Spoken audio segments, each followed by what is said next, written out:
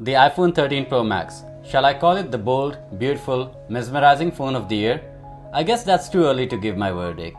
As usual, Apple calls it the best iPhones we've ever created. Well, we all know iPhones are quite pricey. When it comes to the real world, we don't expect any flaws in any aspect.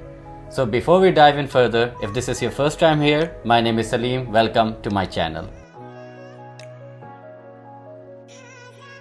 Mostly on the iPhone, upgrades are moreover done internally. As soon as you pick up the phone, the design gives you the same vibe of an iPhone 12 Pro Max. But there are three key differences in upgrades from the iPhone 12 Pro Max. First is the notch, which is thinner by 20% and it didn't play much of a role as we wish to see the battery percentage on it. Secondly, the camera array is bigger and better, which we'll talk about later. Third is the weight, which is slightly heavier due to the battery capacity now, and it weighs around 238 grams, which is 12 grams heavier than the iPhone 12 Pro Max. And it also has got the same ceramic shield protection in the front, and also the phone is IP68 dust, splash and water resistant. In the front, the display size is the same as the iPhone 12 Pro Max, with a 6.7-inch AMOLED Super Retina XDR True Tone display, which has a pixel density of 458 ppi with a 10-bit color and is HDR compliant.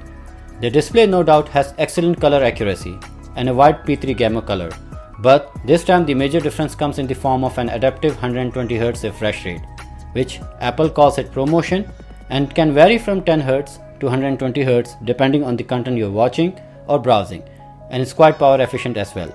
And also the display now has got a brighter OLED panel which can reach a peak outdoor brightness of 1000 nits.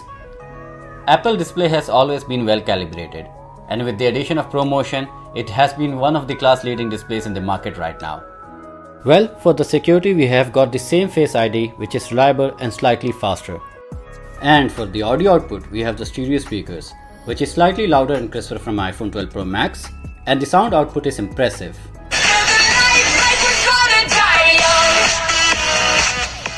The iPhone 13 Pro Max has got the biggest battery ever on an iPhone, and the battery life is impressive. It has got a 4352 mAh battery, which can give us about approximately 7.5 hours screen on time. Whereas we aren't impressed about the charging speed.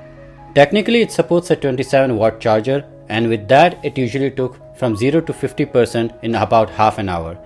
And a full charge would take approximately 1 hour and 46 minutes, which isn't impressive at all, and is one of my major concerns with the iPhones. And also it can be charged via the MagSafe, which has a max charging output of 15 watts, plus it has a 7.5 watts reverse wireless charging support. The iPhone 13 Pro Max comes with the next generation A15 Bionic chipset with a 6GB of RAM, and till to date its closest performance rival is the last year iPhone 12 Pro Max, not any Android phone. Apple chipset from the last couple of years has always outperformed its Android competition. The performance is always steady and smooth. Whether in heavy graphical usage or playing games in high settings, the iPhones performed without any hiccups. The iPhone 13 Pro comes with the new iOS 15, which has a few tweaks from iOS 14, especially in the notifications, and also it has got a notably few upgrades in Safari, Messages, FaceTime, Wallet and Maps. The iPhone lineup also get up to 5 years of software and security updates, whereas in Android we get up to 3 years of major software and 4 years of security updates. My few concerns with iOS is we still don't have a split screen and always on display on the iPhones. Overall, iOS is always reliable, fast and fluid. The biggest upgrade in this year's iPhone is the cameras. All the three lenses have got quite good upgrades in the pixel size and sensor as well. Starting with the main camera, which has got a 12 megapixel sensor with a f1.5 aperture, the telephoto lens, which has also got a bigger sensor size and now has 3x optical zoom, and the ultrawide lens also has got a 12 megapixel sensor which now has autofocus and doubles as a macro camera. We also have the same LiDAR scanner for more depth information for portrait and helps all the three cameras in low light. The main camera shots in daytime were impressive. With lot of details, HDR is better and aggressive, but sometimes you can't tell much of the difference as some shot looks similar to iPhone 12 Pro Max. The only time you can tell the difference is in the low light shots, which is impressive as it has better pixels, less noise and good dynamic range, and is clear upgrade from the iPhone 12 Pro Max during the low light shots. The ultra-wide lens has got autofocus this time, which has also got improvements both in the day and night as well. But it's not like the main camera, which has got more improvements. The shots look good in the daytime, but in the night they aren't impressive.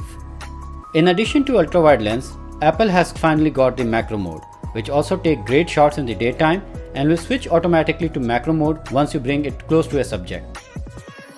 The telephoto lens has got a 3x zoom, and in the daytime shots are good, but when it comes to the nighttime, the shots are too dark for my taste.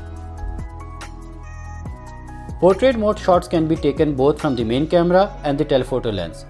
Portrait shots with main camera are excellent, with an aggressive background blur both in the day and in the night as well, and sometimes rarely the shots on the edges misses out, while portrait shots taken from telephoto are a mixed bag.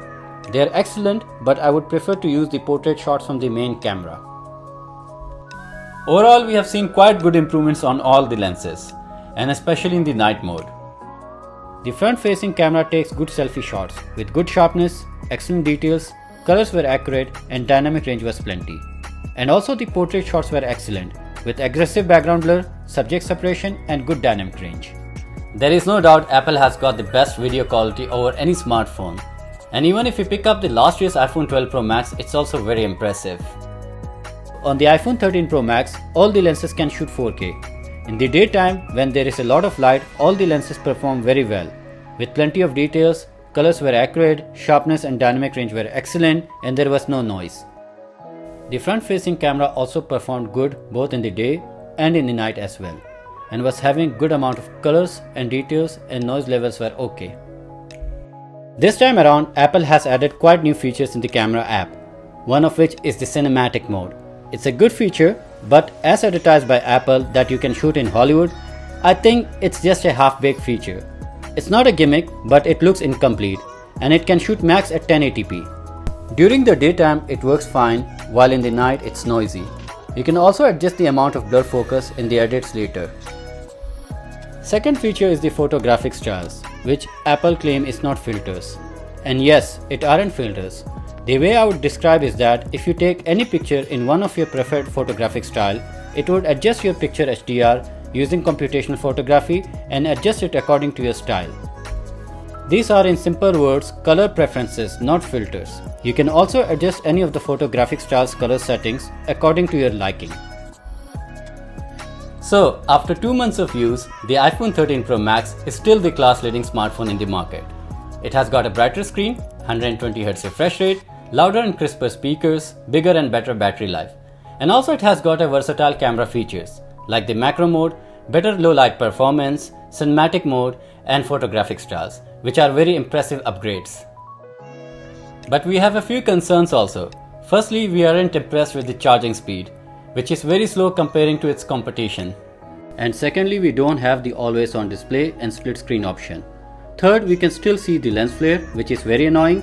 And lastly, you cannot shoot 4K ProRes video on 128GB variant. So, as I said in the start of this video, is this iPhone mesmerizing and ambitious? Yes, it is in most of the cases.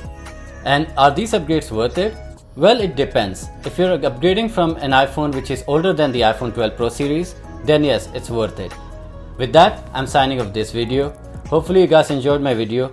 Please don't forget to subscribe and hit the bell icon for future notifications, and I'll catch you guys in the next one. Peace!